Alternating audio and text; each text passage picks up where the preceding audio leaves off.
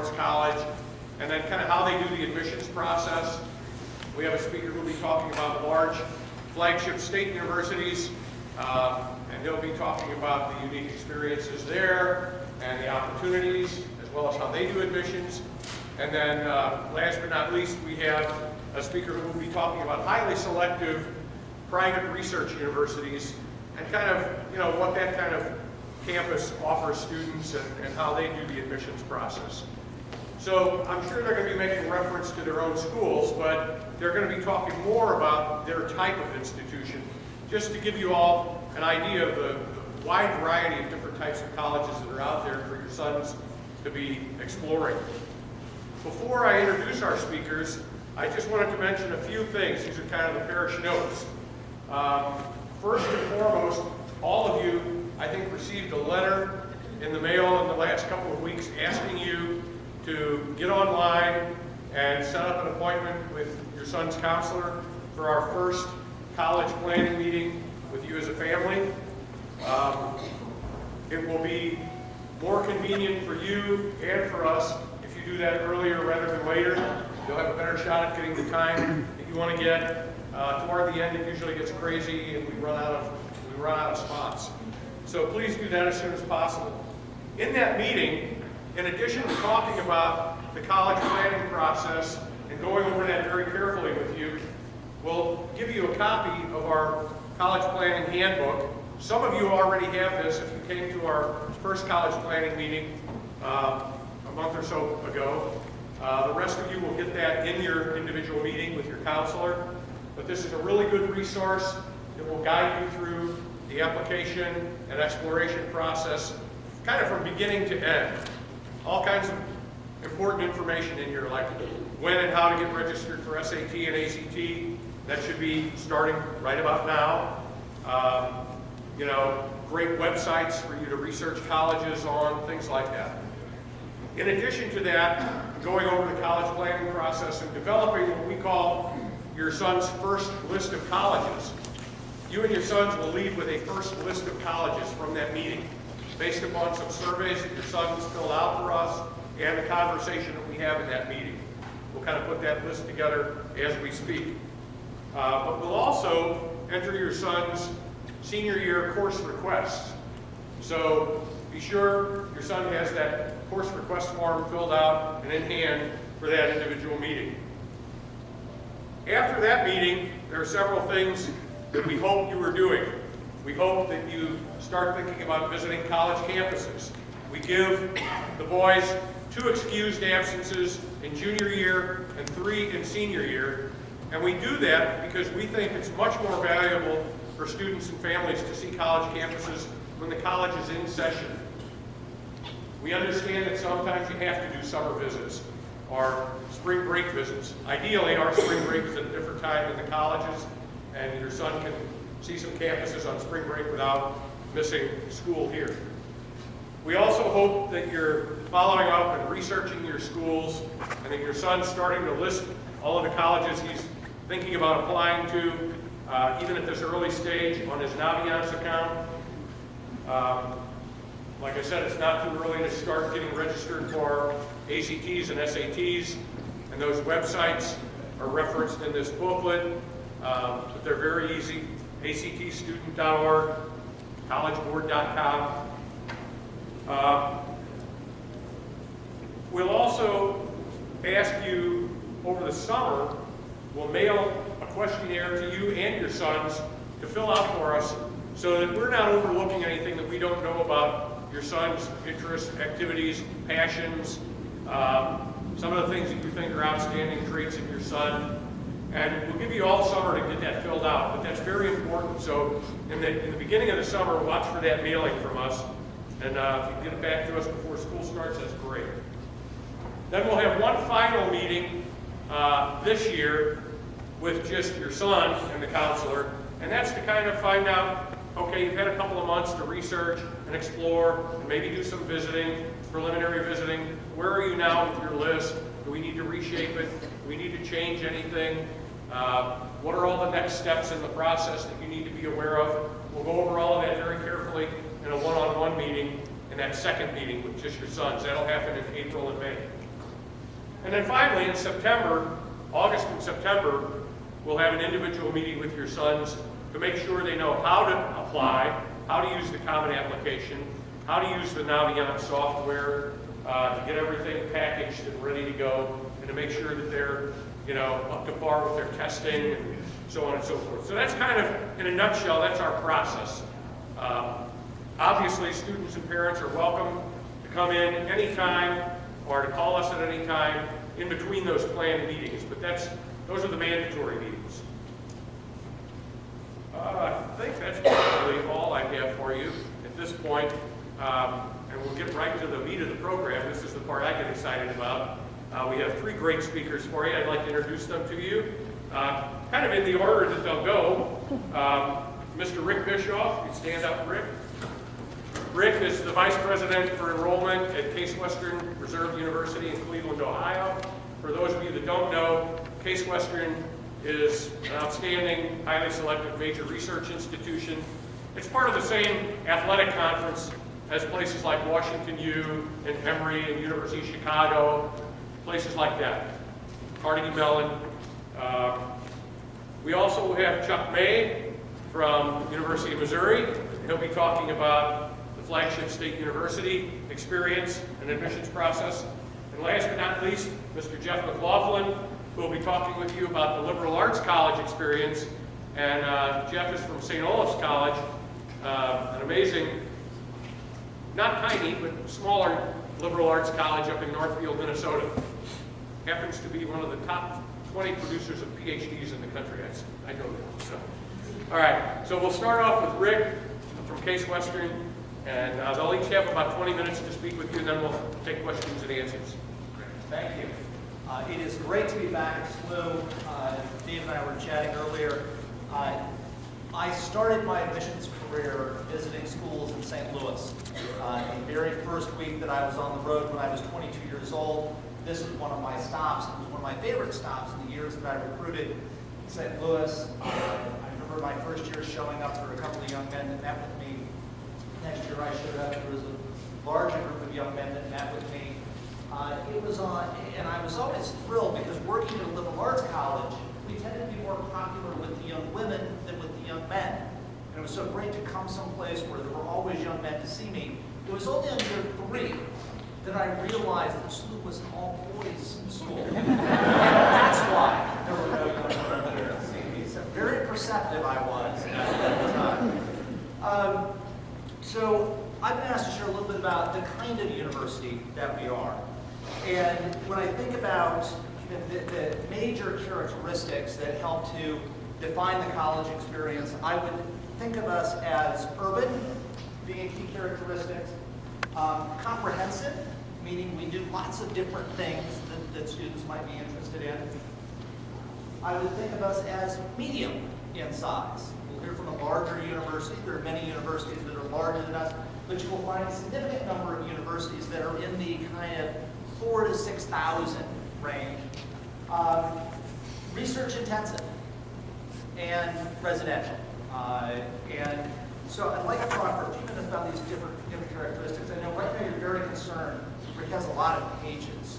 You only have 20 minutes.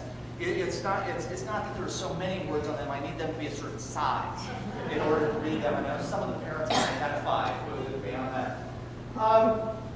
Urban is important.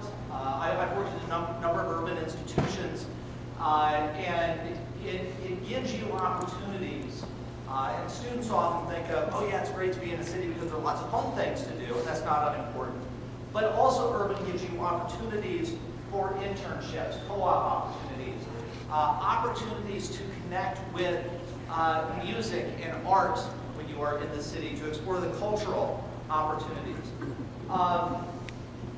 Going to college isn't just about what happens in the classroom. It's about taking what happens in the classroom out and getting practical experience, but also being exposed to things that our society expects educated people to be exposed to, and that's very easy to do in the city. However, I think the most important thing that a city gives students is it gives them an opportunity to learn how to live independently in a city, how to navigate a city using public transportation. how to know how to live safely in a city. And this is important because most young people, when they graduate from college, move to a city. And college gives you a kind of safer environment to learn those kind of urban skills. It is important for fun as well. Being in the city does give you an opportunity to go out, explore neighborhoods, have great places to eat and go out, entertainment. And I think, for students, that's not unimportant as well. Universities, universities come in, thousands of different sizes and types of programs. But one of the things that, in general, universities and even medium-sized universities are going to give you is a broader range of programs across different fields. They're more likely to have an engineering school, a college of arts and science, maybe a nursing school, a multitude of other schools. And that gives students who have an interest in a very specialized area an opportunity to pursue that. It gives students who might change their mind. We have a lot of students who come to us saying, I want to be a mechanical engineer. And they can do that and discover that they don't want to do what mechanical engineers do. They want to be a physicist instead, without having to transfer from one university to another. More importantly, though, I think it gives students, when you attend a university that has some breadth, an opportunity to pursue multiple academic interests. I would imagine that most of your sons aren't interested in only one thing. Many of you may be wishing that your son was interested in at least one thing. But, worried that they'll never find direction. I have an 11-year-old son. I feel your pain. Boys are different. And being undecided as you go off to college, that's fine. But if they do have a direction, when they're in a comprehensive place, they don't have to choose just that one direction. Residential is a very, very important piece of kind of the college experience, and that is something that I would encourage you to think about as you look at colleges of varying sizes, and even at colleges of similar size, what that residential component is. You'll find many of the medium-sized research universities are primarily residential, with students living in residence halls on campus. And in urban areas, often you will find a percentage of students who aren't living in the residence halls, but usually living in the neighborhood immediately surrounding the university. And that adds something to the college experience, because again, going to college isn't just about what happens in the classroom, and it's an opportunity to be engaged in activities on campus, even learning.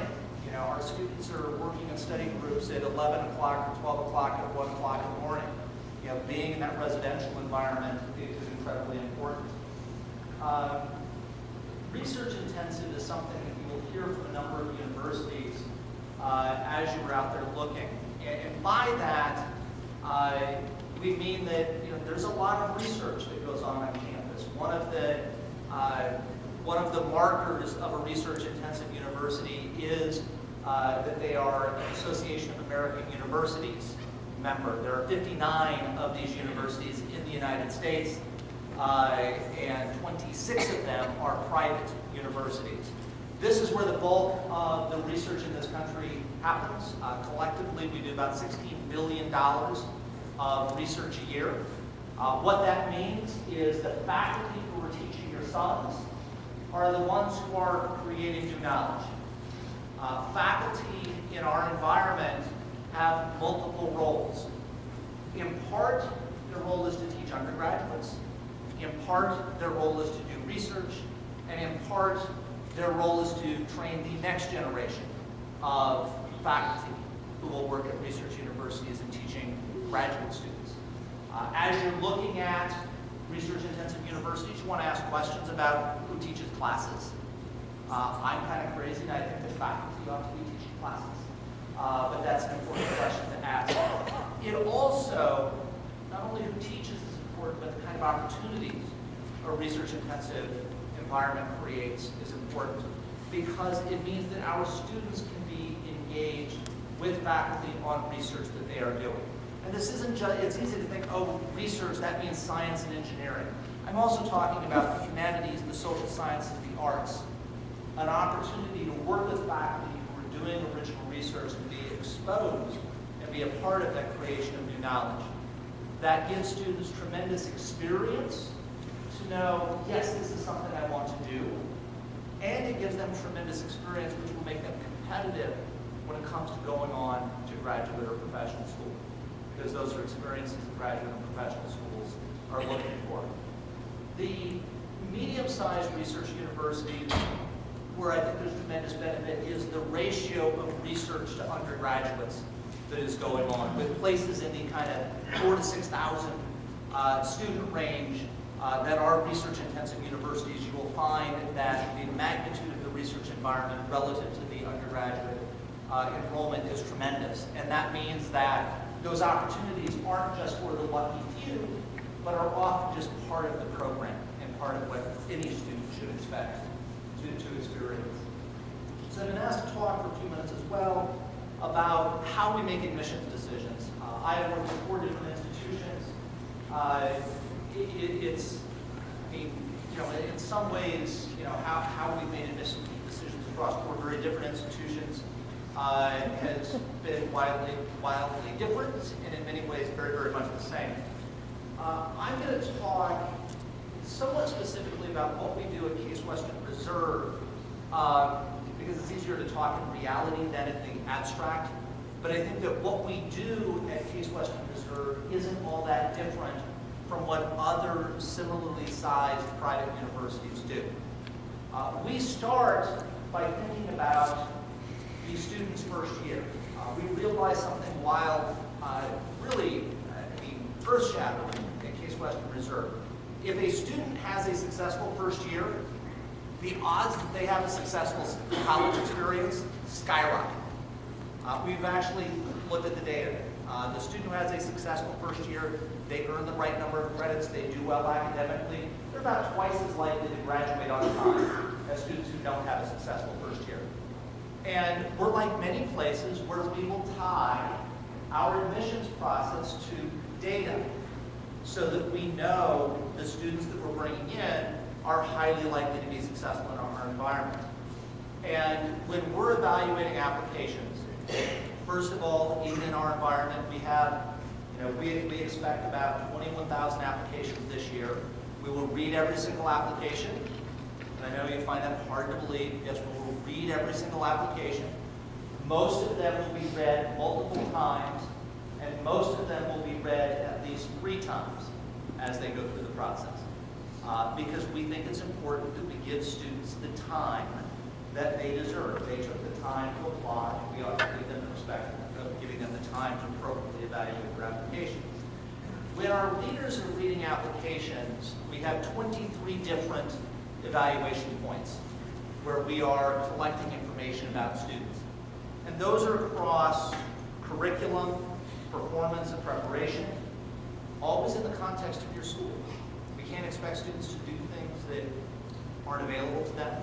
We always have to understand how a student is performing in the context of the school community that they're a part of. We are evaluating, how much direction you have.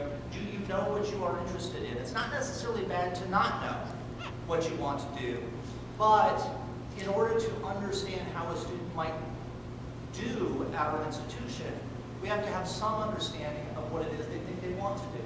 Because a student who wants to be an engineer, and we don't admit to a school, we admit to the university. Some universities will admit to a school, some will admit to the university, and you can choose which school once you get there. We're the latter kind. And that's very important. That's an important question for you to ask. When we are reading applications, you can imagine that we might have a different expectation as to the student's math preparation if they want to study art history compared to if they want to study biomedical engineering. Seems reasonable. And so we need to understand that to then understand curriculum preparation and performance. We're looking at a student's leadership. What kinds of leadership roles have they had? Now, I think there's panic in the room right now. It's like, oh no, my son hasn't had leadership. That's okay. A student doesn't have to have all of these things they need to have some of these things. Can you imagine if every student we admitted was a leader? We'd get nothing done. It'd be a disaster. But if a student is a leader, we're interested in that because we do need leaders on our campus. We're evaluating sustained real involvement in activities. And by that I mean sustained, they've done it over multiple years. Real, meaning it takes a significant amount of time. That's something that is important to us. We prefer that sustained real involvement to a student who does an activity for a year, and then something else for a year, and then something else for a year. Again, it's not that that's a good thing or a bad thing, but as we are trying to put together a class, we would prefer to put together a class with students who are sustainers, because we think they're going to come to our campus and behave the same way, and they'll have a larger impact than what we do. We're interested in how a student approaches school. That seems kind of obvious. But here's where we're really looking at teacher recommendations. If we want to know what kind of students you are, we might look at people who taught you. And there are students who do school really well, and by that I mean they're always prepared for class, they're on top of things, they're not, I was a great procrastinator. Why should I do today what I can do 5 minutes before class tomorrow? That seemed crazy to me. But we know that the students who are going to be more successful on our campus are those students who do school well, and they prepare, and they show up in class, and they participate in the conversation in class, they prepare for exams. And so we're looking for that kind of information as we're reading recommendations. We're also looking for what kind of community citizen the student is. We're building a residential community. And so we're looking at recommendations very carefully, and particularly in a place like this where your teachers know you well, your counselors know you well by the time you're applying to college. We're looking for information about how the student interacts with their classmates. What kind of citizen are they? Because if we have a choice between students who are, we don't get that many who are bad citizens. You'd be surprised though. There are a few of those out there. But given a choice between a student where we don't know anything about that, or somebody who we know, this is a great young man who we know is going to be a terrific part of this community, we're going to choose the latter. And finally, we are having our leaders make an evaluation as they look through the entire application as to how successful they believe that student is going to be on our campus. That is a not intuitive, but a very subjective judgment based on our experience and everything that we know about the student at that point. We read applications, we write up notes, we make recommendations as to what that decision should be. We read blind. We have a first reader who will read the application. We have a second reader who will read that application without knowing what the first reader has done. And then it goes to a third reader who is a very seasoned member of the staff who is experienced, who will go through and adjudicate differences in the evaluation and differences in the recommendation as to what the decisions are. When we build the class, we need to think about how do we distribute students across majors on campus. We need to think about what we want that class to look like. We're a national, international university. We want students from across the country, around the world.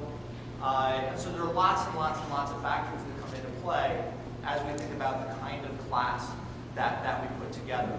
We don't do what you see in the movies, which is the committee. We don't sit in a wood-paneled room around a table with some very stuffy-looking guy, always a guy, with a bow tie. For some reason, they love bow ties, and present and vote.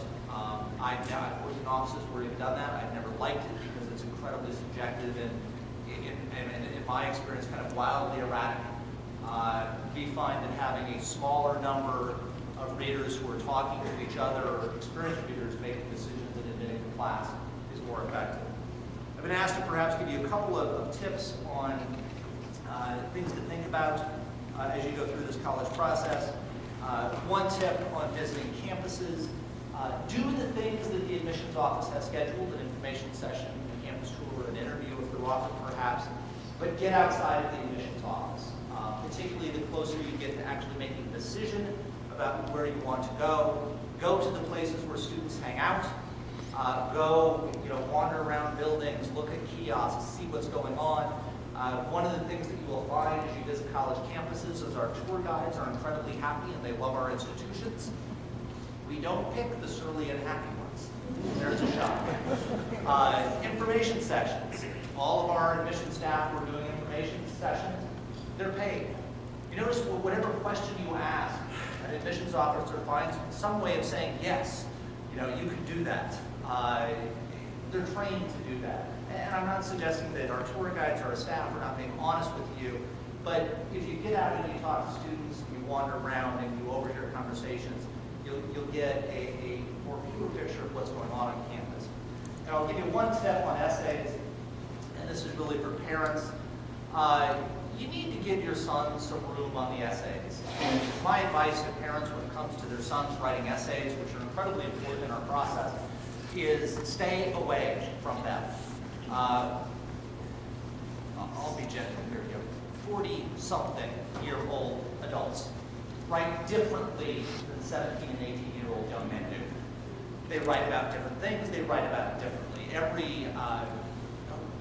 Next week is going to be the week for me where I'll get a call from some parent who will say, is it too late to change the essay in my son's application? I love these calls. And I'll say, why? I know exactly why. Because their son didn't show them their application until after he's pressed submit. And now they've seen it. And the parent is horrified. Horrified that their son is not going to go to college. And visions of him living in the basement and I always ask the parent the question. I say, so when you read the essay, were you surprised? I have never had, I must have taken 50 of these calls in my career. I kid you not. I have never had a parent tell me that they were surprised by that. And then what I have to do is try to talk that parent off the ledge. Because if you're not surprised by that essay, it's probably a terrific essay. Because it's going to tell us something about who your son is. And what parents need to understand as you go through this process is that people like me, we have, between the three of us here, a lot of years of experience. We do this, as crazy as this might sound, is because we like young people. And we know that sometimes they're a little wacky and crazy. That's why we love working on college campuses. And so if you're not surprised, it's a great essay. Step away and kind of let it go. Now I'm turning it over. Who am I turning it over? Thank you, Rick. Johnny. All right.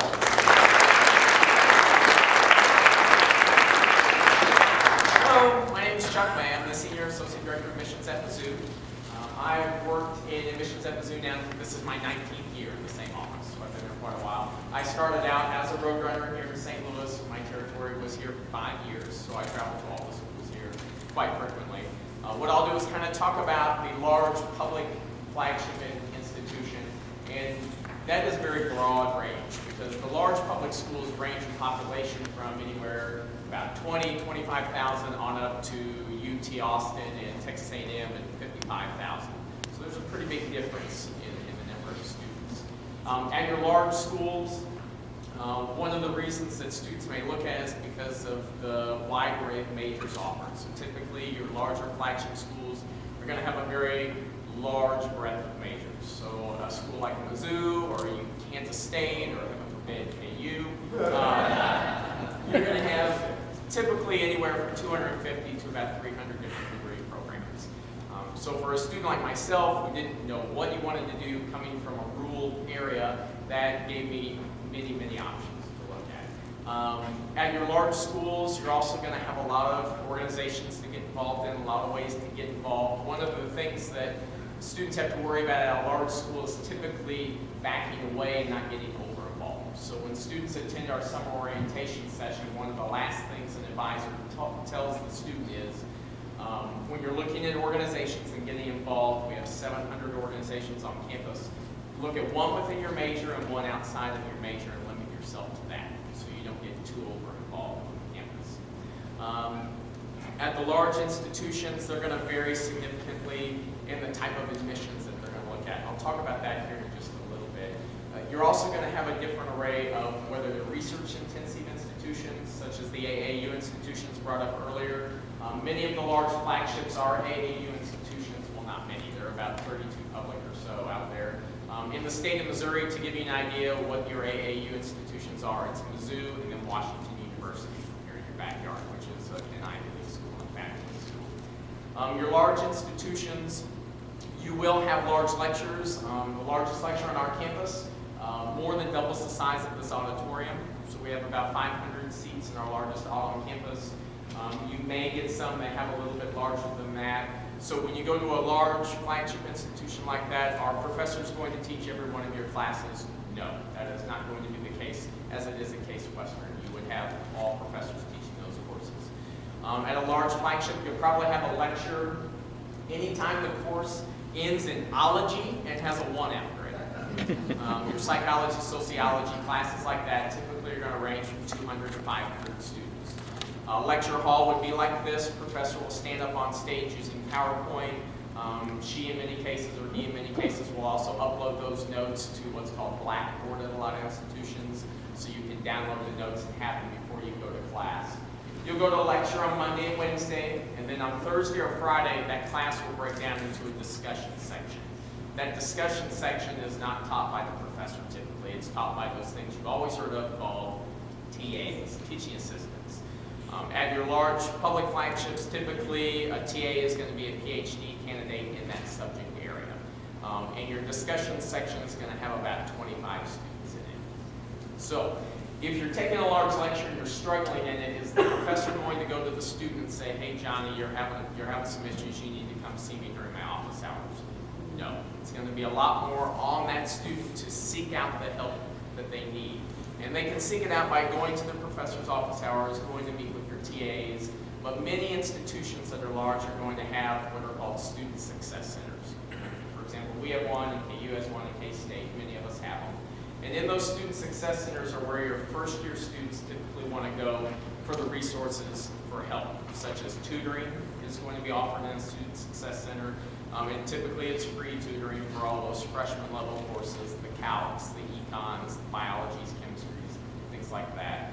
The other thing in those student success centers, they typically will have writing labs. Writing labs will typically have PhD journalism students or English students who will help the students not edit their papers, so to speak, but come up with ideas for their papers or give them ideas to help them realize where they're grammatically wrong on their papers. Some will allow you to actually email your paper in to an upper level J student or English student, and they will email back ideas and suggestions if the students don't have the time to go in and talk to them. So I recommend using the student success centers. At the large institutions, a lot of them are now trying to find ways to build communities, to shrink the size of that campus. So the easiest way to do that is through the residential life areas, so the dorms, as you think of them. And many of them now offer what are called learning communities, or they're going to offer some form of what's called a freshman interest group. So a learning community, we will place freshmen and sophomores on the same floor together that have a common interest or a common major. So for example, at Mizou and Indiana and Clemson, we all have a law and society floor. And we place students who are interested in pre-law, interested in history, political science, or just those people who are just like to argue. So I imagine you have some of those that will do well on that floor.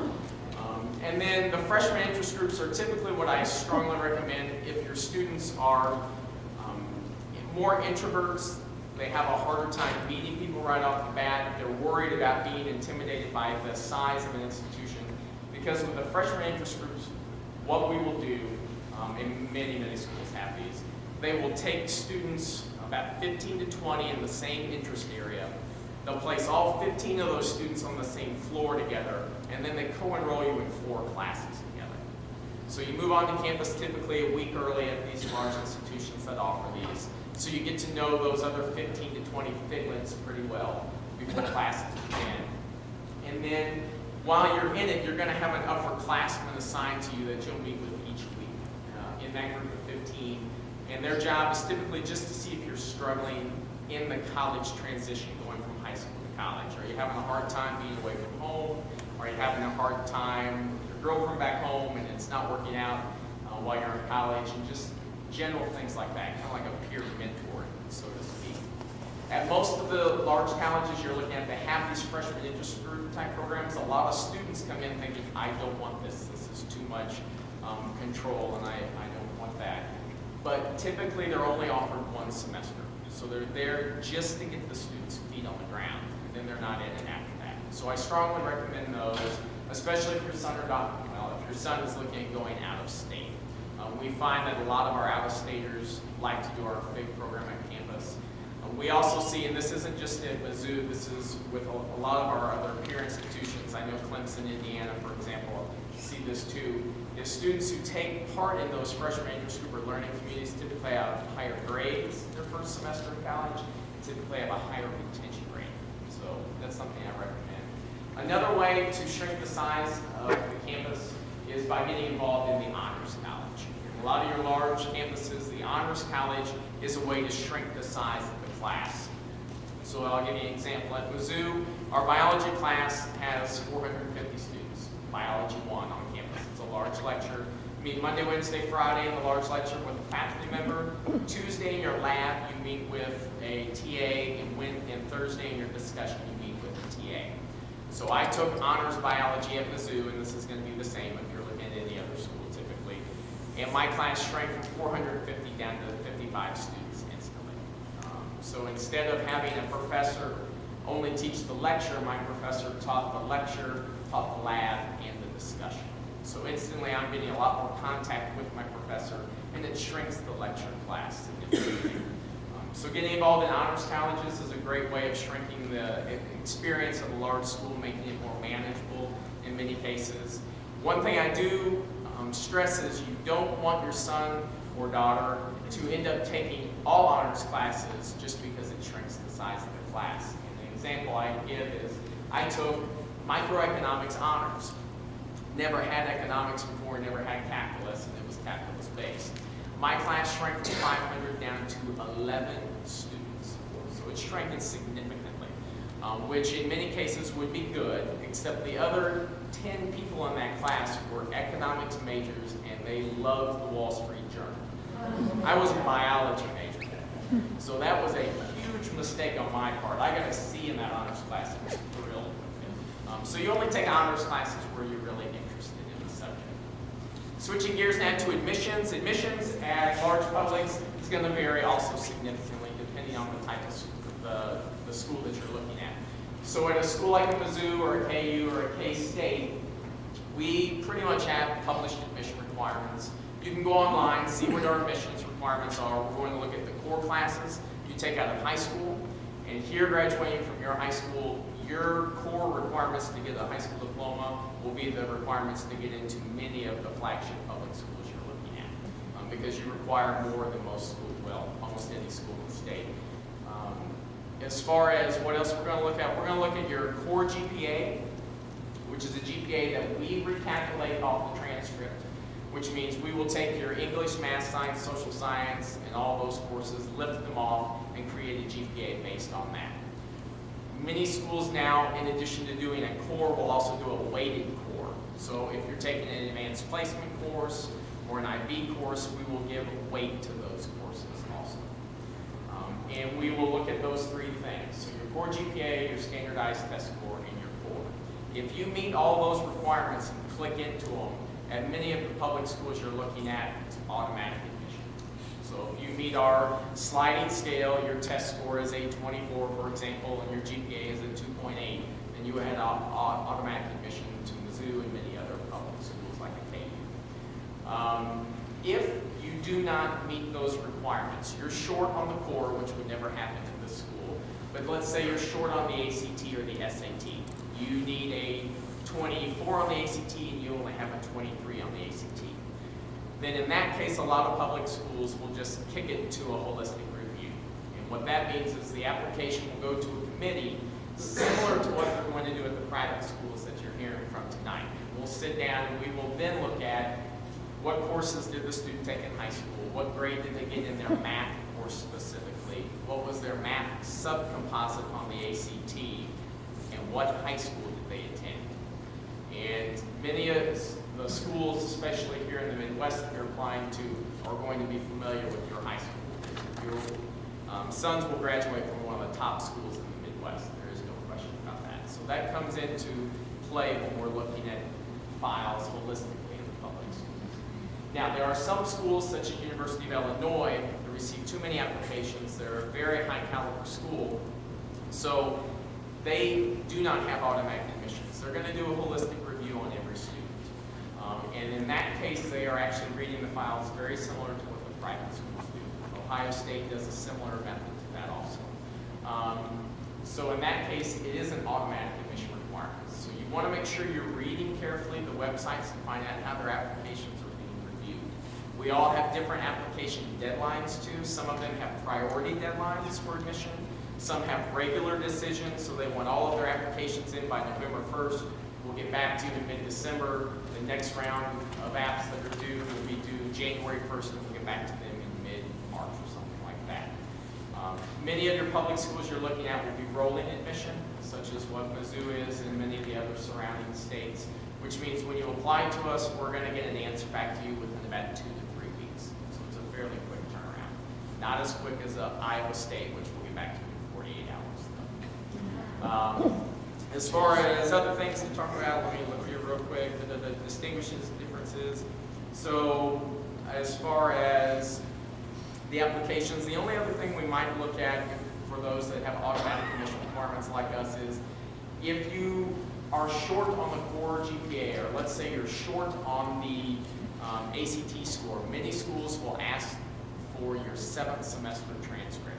So they're wanting to hold off and wait and see how your son does that very first semester in their senior year to make sure they're not blowing it off.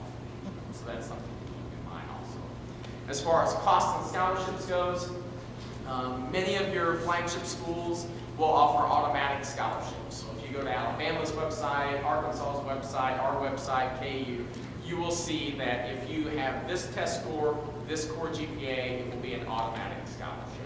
And typically, you're going to be awarded that scholarship in your admit letter. It'll say, congratulations, Jimmy, for being admitted to X school. You will receive $10,000 in this scholarship. And that's what an automatic scholarship is. Some schools will have a very similar structure, but they don't award them out in their admit letters. They'll award them out typically in February or March, somewhere around there. And then other schools, other public schools don't have automatic scholarships. Again, they will do holistic review on their scholarship apps also. They'll have a set scholarship application deadline. Typically, it's going to be between November 1 and January 15th, somewhere around there. All of the different schools will evaluate those scholarship applications typically in January or March and go out with offers in March or April. As far as costs go, costs are going to vary between the public schools significantly if you're looking in-state or out-of-state. So an in-state cost, to give you an idea, Mizou is the most expensive public school in the state. We're going to run $22,000, and that includes your tuition fees and your room and board. That does not include incidentals. Incidentals would be pizza, Taco Bell, flights for spring break, things like that. And you're typically looking at about $3,000 to $4,000 in incidental expenses. On the flip side, if an out-of-state student, so a student who lives in Belleville, wants to come to Mizou, then it's going to look at $34,000 for tuition fees or board. So when you're looking at schools that are out-of-state public schools, one thing you want to look at, are there any sort of consortium agreements that you can get into? One that is very big throughout the Midwest is called the Midwest Student Exchange Program, or the MSEP program. What that means, at many institutions, you would pay tuition, in-state tuition and a half. So at Mizou, when we were a part of that program, it would save an out-of-state student about $5,000 a year. One very important thing you need to keep in mind with the Midwest Student Exchange Program is, at many institutions, it is degree specific. So we were part of the program for 25 years, and we dropped it this year. And you would come in, let's say, as a economics major at Mizou, and you would get the $5,000 off. If you change your major to biology, it would switch you out of the MSEP program. You would not only lose that $5,000 scholarship, you would also not be able to get any of the retroactive scholarships you would have had normally coming in as an out-of-state student. And at it also keeps you from being able to file residency in that state. So make sure, MSCP is very popular right now. We're getting probably 4 questions a day about it. I want to make sure that you know that many of them are degree specific, and that can hurt your student more than help them. So keep that in mind when you're looking at schools. Last thing I'll talk about is visiting schools. It was mentioned when you visit, it is very important that you call ahead of time. Let us know that you're coming. That way we can schedule the appointments that you want. Have an idea of what you want to see. So if you want to meet with the biology department, you want to tour the J School, School of Journalism, you want to meet with the Honors College, colleges are more than happy to schedule that for you. You just usually need about 2 to 3 weeks to get those things scheduled for you. So we recommend doing that. Come with a list of questions in mind. If you are going back to visit a campus for a second time, I strongly don't recommend doing the large visit days at the large schools you're looking at. So for example, at a Show Me Day down at Southeast Missouri State, or a Meet Mizou Day at Mizou, or a K Day over at KU, those days typically have anywhere from 1,000 to 1,200 people at it. So very large days, your tours are going to be very large. They're great for juniors to do, but if you're coming back for a senior year visit, I recommend trying to get out of school one day, taking a full day to go visit that institution. Thanks.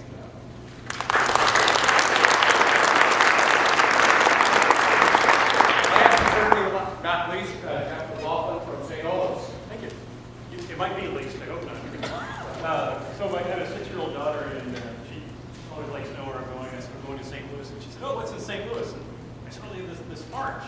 She said, really? So we go online and look at it. She said, oh, that's cool. Well, why is there an arch? And I said, oh, that's great. These guys got in canoes, and they went all the way to Oregon, where your Indian lives, and they come all the way back. They got all their own food, they know Native Americans.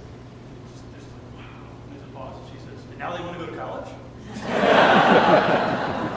And I will tell you, I can't guarantee you admission anywhere, but I would guarantee, I think, if you are willing to send your son in a boat and have to go for 3 years and come back, that Harvard would take him, right? A couple of things. There's been a lot of great information, and as I was listening to him talk, I thought, well, I should probably frame things differently just to keep your interest in something else. So one of the words you hear about higher ed a lot is it's an investment, and it is an investment. It's an investment of 4 or more years of your young person's life. It's an investment of thousands of dollars. And investment has certain implications. The primary one being that you're going to get a return on it. Something will come out of this. One of the popular things going in the popular press, which I imagine for families who are sending their sons here, this is not an issue, but I'm stunned at the increasing number of articles that suggest that college education is important. If you look at just flat out salary data, a college educated person earns about 2.5 times on average as much as someone with only a high school degree.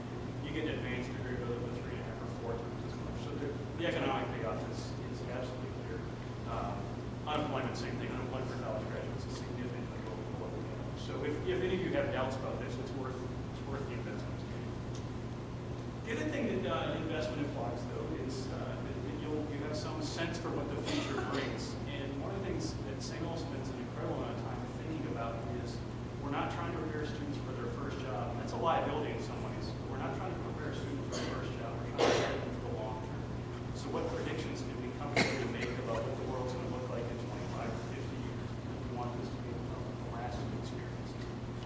So as I was thinking about this, I was trying to go back, and for parents in the room, if you put yourself back to when you were 17 years old, did any of you end up marrying the person you thought you were going to marry? Any of you live in the town you thought you were going to live in? Have you had the job you thought you were going to have? No one. Wow. So I look back. Oh, sorry. Someone predicted, right? Yeah. So you're the one person, right? I look back and think when I was 17 years old, there was no chance on God's green earth that I even knew what the Dean of Admissions and Financial Aid did. Sure as heck didn't want the job in a place called St. Olaf. I grew up in a small town, South Carolina. The other thing I think about was when I got to St. Olaf, my original interest in the major was Soviet studies. And that went brilliantly until my sophomore year when the Berlin Wall fell, and that kind of vanished. I look back 25 years ago, remember when Japan was the big Asian threat? Which now you can pretty much take all the stories from 1989 and replace Japan with China, and we're reading the same thing. So sometimes the past repeats itself. The other thing which my wife was laughing about was The Simpsons is still on the air. That was not a prediction I would have made in 1989. Your kids would be watching the show. I thought it was funny. But as we look in the future, I think there are some things, so specific things that would be really hard to predict. I don't think anyone predicted a smartphone even in 10 years ago. I don't think anyone predicted 25 years ago that the bulk of the world's information would be available to any of us in any location. These are remarkable shifts. But I think there are some predictions we can make with confidence. This is something, again, we talk about it, so how are we, I think a lot of smaller large schools do similar things. How are we structuring education to grapple with things we know that are coming? One of those, and this gets back to something that both the previous speakers mentioned, there is going to be more information out there, depending on who you read or what you read. One of the ways of looking at this is how much information is just stored on computer databases. That's growing, it's doubling about every 2 years. So that everything we know, we're going to know twice as much 2 years from now. My favorite story in this front is this country was one of the first, or was the first to sequence a human genome. It took 13 years, it took $3 billion. You can now get your genome sequenced in a week, that includes mailing time, for $995. When you think about the tremendous collapse of cost and the tremendous addition of information, there's almost no chance that in 25 years or 30 years when your son is a 25-year grad in a place, there's going to be less information in grad. There's going to be more information. The problems that we're going to have to solve on a corporate level, on a community level, on an international level are not less complicated or more complicated.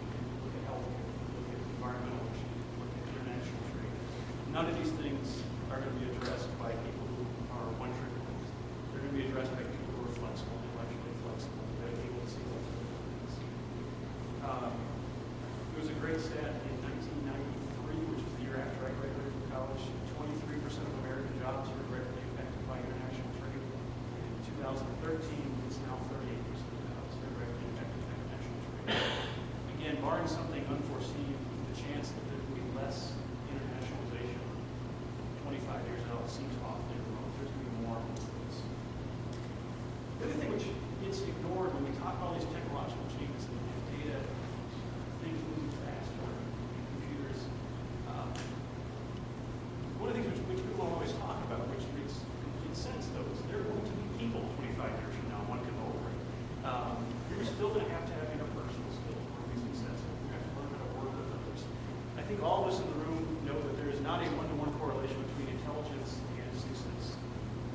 We all have bosses who aren't as smart as they might be, but they're really good at managing folks, or they're really good at pulling people together to accomplish certain problems, or solve certain problems, hopefully not accomplish problems. Our data students laugh because they said some of the guys who graduated from Signal who are C+ students, but they're really good at making people laugh, or really good at getting groups together, end up being incredibly successful in the business world, so that there's not a correlation between grades and success down the road.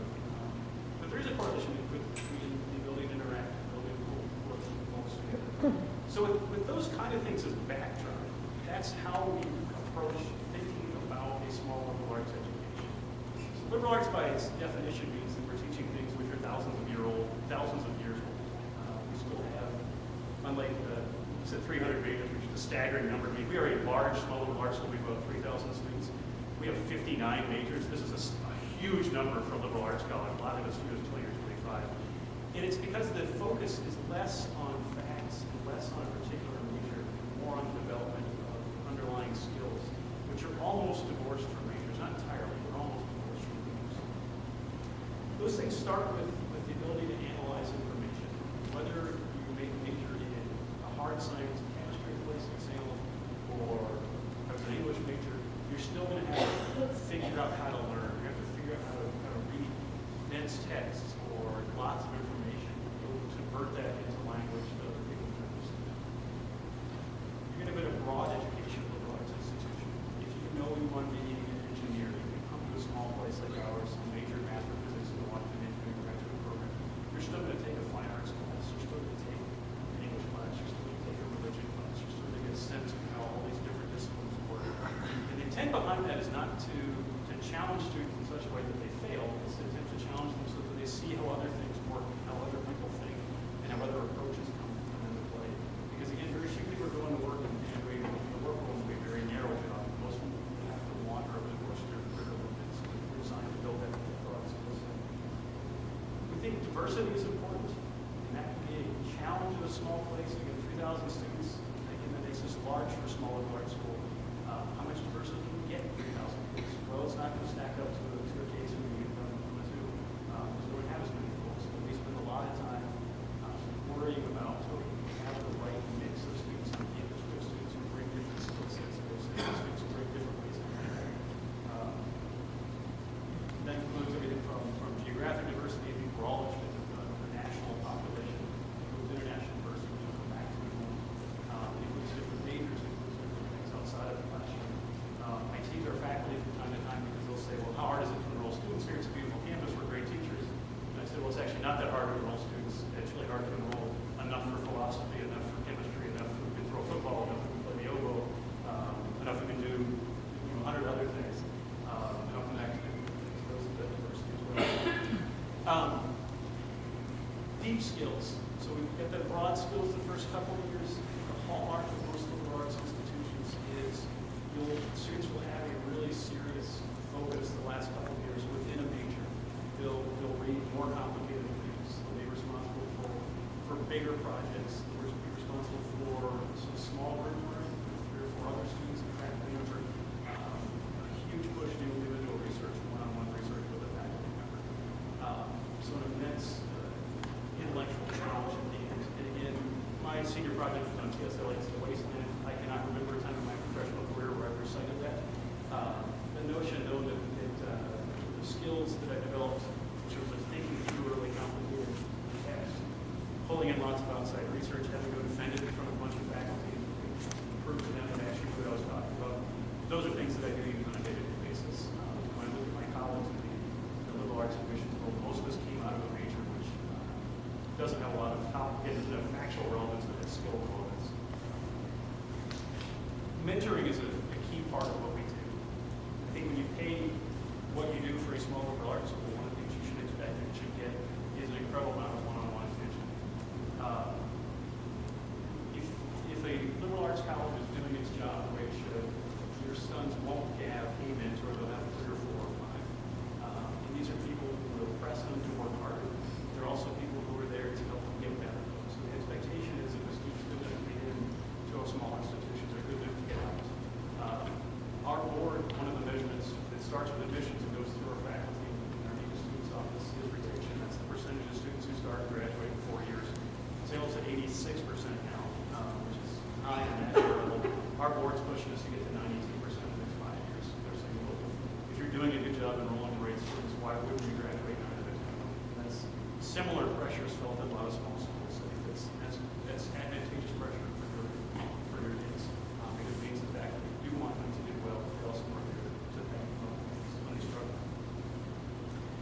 You mentioned that internationalization world, that's something I think that schools in Minnesota, interestingly enough, have done really well for a long time. I don't know if it's because we're landlocked and very pale.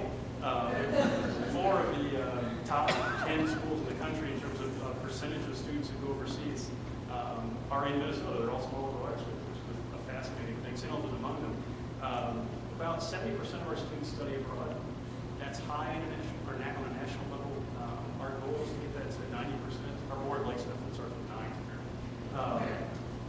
There are institutions in this country which are pushing that 90% rate. St. Olaf used to be the leader. We've fallen behind in some ways on a percentage basis. But again, I think that's something that helps a young person develop themselves when they get overseas. They learn more about who they are. They learn how they are similar to and different than people from around the world. So that's helpful. Creativity is important. You mentioned complicated problems. You have all this data.